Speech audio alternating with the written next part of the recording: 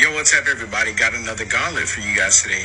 Nightwing runs the hand-to-hand gauntlet. No powers, equal stats. And he clears.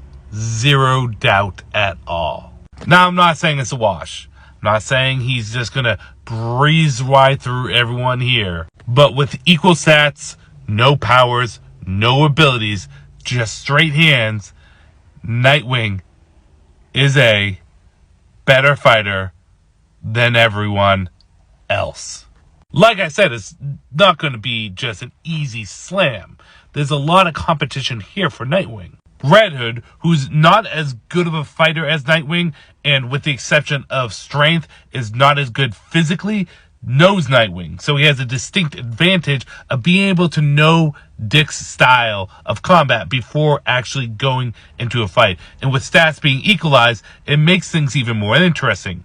The only problem is Dick also has that advantage, and Dick is still a better fighter. Goku, without his stats as well as his ki or his ability to transform, makes him just a one-dimensional fighter that is nothing that Dick Grayson hasn't fought before regularly.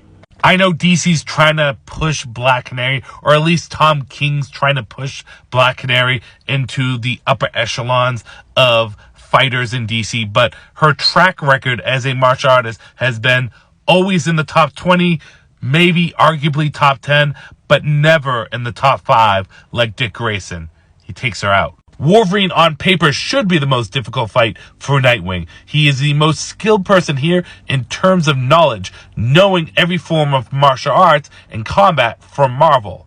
But as we all know, Wolverine does not utilize his martial arts to its fullest extent, and his style of combat is reliant on his healing factor, soaking up damage and getting in there with the claws. Without the claws, without the healing factor, he's just a rusty fighter. No more than another League of Assassin ninja to Nightwing.